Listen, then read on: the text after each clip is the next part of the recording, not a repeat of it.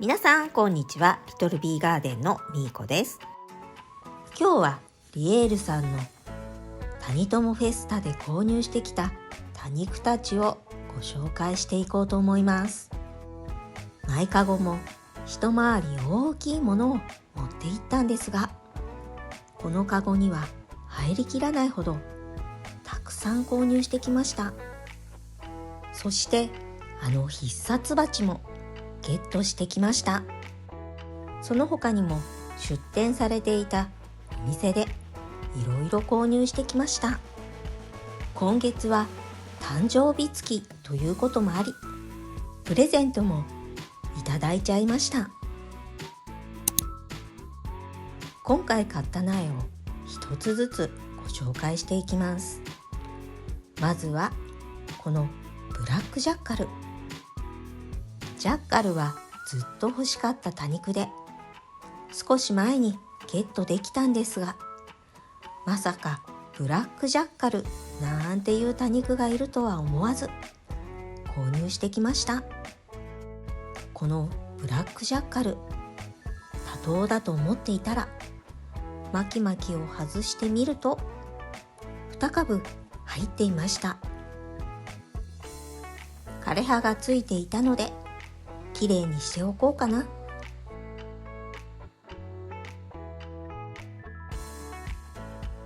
ちなみに今回は多頭になっているものや群生のものを中心に購入してきています。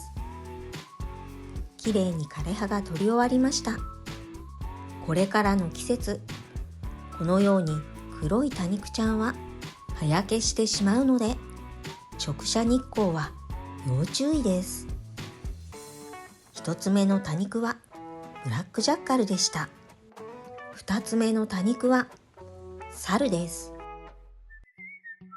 寒くなると真っ赤に紅葉する多肉で、私の多肉の欲しいものリストの中に入っていた多肉になります。今回の多肉狩りでは、欲しいものリストに入っていた多肉をいくつかゲットすることができました。このサルも多頭のものを選んでいます。2つ大きめの株が並んでいますが、実はこの後ろにもう一つ小さな小株ちゃんが隠れていました。茎には白い新しい根が何本か生えてきていました。このサルは株分けして植え付けようと思っていますが、一番小さな小株ちゃんはそのままにしておこうかな。二つ目の多肉はサルでした。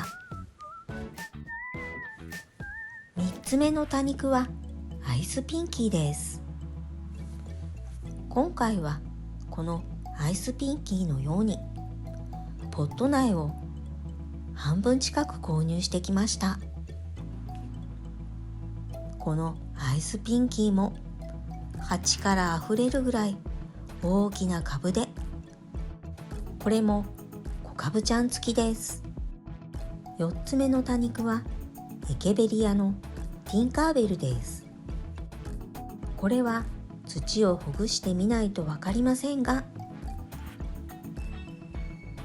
多頭というよりは一株ずつ分かれていそうな感じですね。そしてこのポット苗は植え替えするかどうか悩みどころです。5つ目の多肉はラブリーベアです。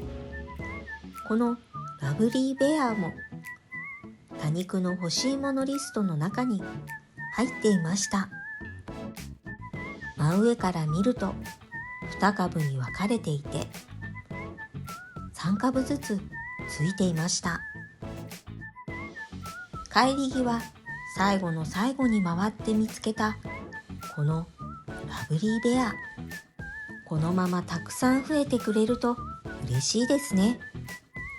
そして6つ目の多肉はソウカです。このソウカも花頭です。綺麗なロゼットが3株並んでいて、とても可愛い子です。7つ目の多肉はサランです。大きめのロゼットの間にもう一つ窮屈そうに小さくなっている小カブちゃんがいました。とりあえず一番大きな子を、これはカットかな。8つ目の多肉はシャビアナローズです。今回のタニトモフェスタで新しいフリルエケを探していたんですが、あまりなかったんですよね。私が探しきれていないだけかもしれませんが、ちょっと残念。最近はシャビアナ系の多肉も集めているので、この子も大きく育つのか、これからの成長が楽しみな子です。そしてこの子もやっぱり多頭でした。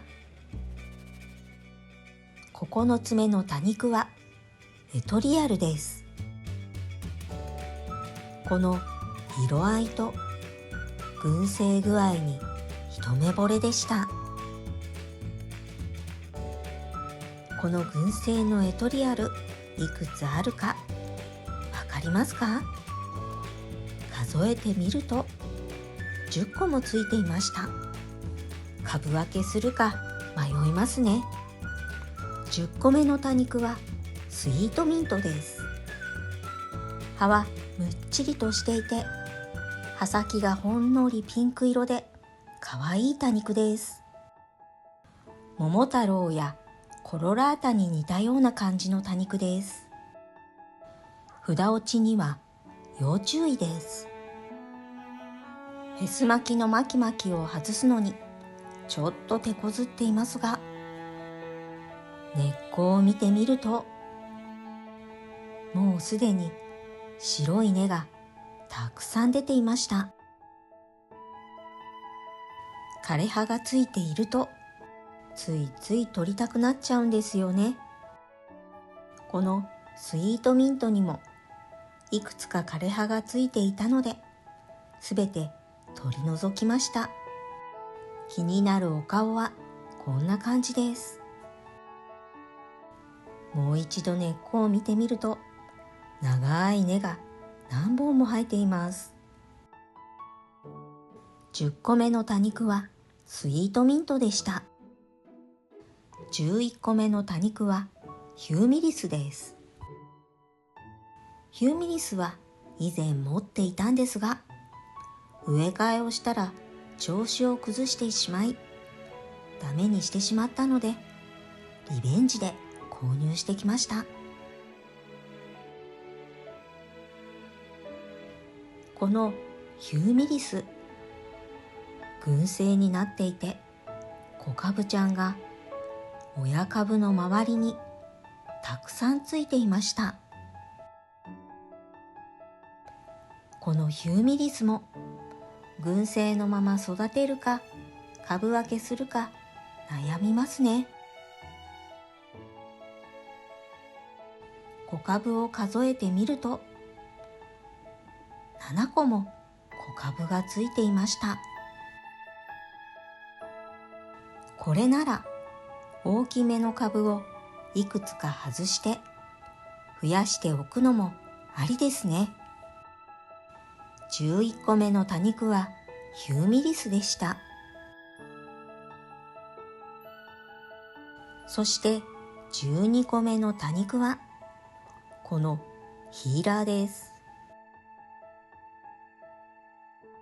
ツンツンしている葉先とこの赤色に惹かれて手に取った多肉です。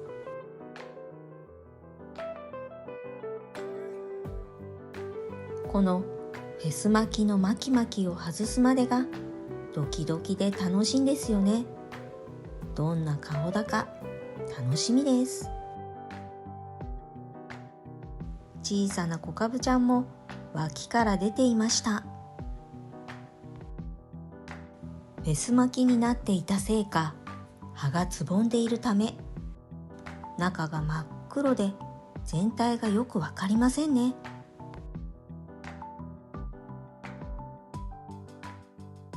12個目の多肉はヒーラーでした。カゴの中に残っている多肉も少なくなってきましたが、13個目の多肉はサニーティアです。葉先がピンクがかった紫色をしていて、目について手に取るとずっしりとした大きな株でした。こんな大きなロゼットだとたくさん葉ざしも取れそうですね。肉厚でむっちりとした葉は葉ざし率も良さそうですね。根っこもしっかり生えているので安心です。14個目の多肉はアマリリスです。調べてみても学名が出てこず、属名もわかりませんでした。韓国内も新しい品種がたくさん出ていて、名前がなかなか追いついていきません。今回のリエールさんのタニトモフェスタでも初めましての多肉ちゃんがたくさんありました。このアマリリスもその一つです。実はもう一つ株がくっついていたんですが、タニトモフェスタに連れて行ってくれたタニトモさんに一株お裾分けしました。新しい根も何本か生えていました。そしてこの茎立ちしてしまっているアマリリス、皆さんならどういう風に植え付けますか？15個目の多肉はポールシャイです。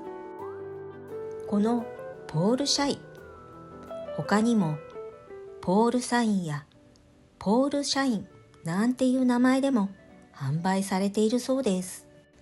一つの多肉にいくつか名前があるのは多肉あるあるですね。ピンクと黄緑色の葉がとても可愛い多肉です。こういう色合いの多肉ちゃんは大好きなので、ついつい手に取ってしまいました。皆さんはどんな多肉ちゃんが好きですか？ぜひコメントしていってくださいね。そして16個目の多肉はダドレアです。このホワイトグリーニーは持っていたんですが、去年の夏に蒸れてしまい、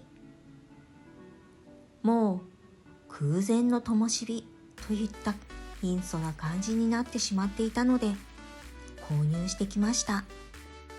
我が家の環境ではダドレアを育てるのは少し難しいようです。今年は上手に夏越しできるといいんですが、根を見てみると古い根は生えていましたが、新しい根はまだのようです。大きな株のホワイトグリーニーなので、ダドレアの育て方をしっかり勉強して元気に夏越しできるように頑張りたいと思います。16個目の多肉はダドレアホワイトグリーニーでした。ここでもう一つカゴに残っていたんですが気がつかず、先にリエールさんの必殺鉢を見ていこうと思います。実は今回初めて知って、一緒に行った谷友さんが購入しているのを見て、私も真似して買ってみました。普段使っている鉢とは違い、少し浅めの鉢になっています。そばにいたスタッフさんに聞くと、この鉢に植えるとよく育つよということなので、今回購入してきた多肉たちはこの必殺鉢に植える予定です。ちなみに大きい鉢の方は2セット購入して、小さい鉢は1セット購入してきました。小さい鉢の方も見ていきますね。すでにこの必殺鉢で多肉を育てている方がいたら、ぜひコメントで多肉の様子を教えてくださいね。こうして見るとアイスのカップみたいですね。大きな鉢と比べてみるとこんな感じです。この鉢にホワイトグリーニーを合わせてみると、少し鉢の方が小さいようです。ロゼットが大きかったサニーティアはどうでしょう。このサニーティアは鉢の大きさにぴったりサイズですね。今回購入してきた苗を鉢に植え付けるのが楽しみです。後片付けをしようと思い、もう一つカゴの中で見つけた多肉はシュークリームです。実はこのシュークリーム、リエールさんの動画を見て欲しかった多肉なのに、すっかり忘れられていました。この子は双子ちゃんでした。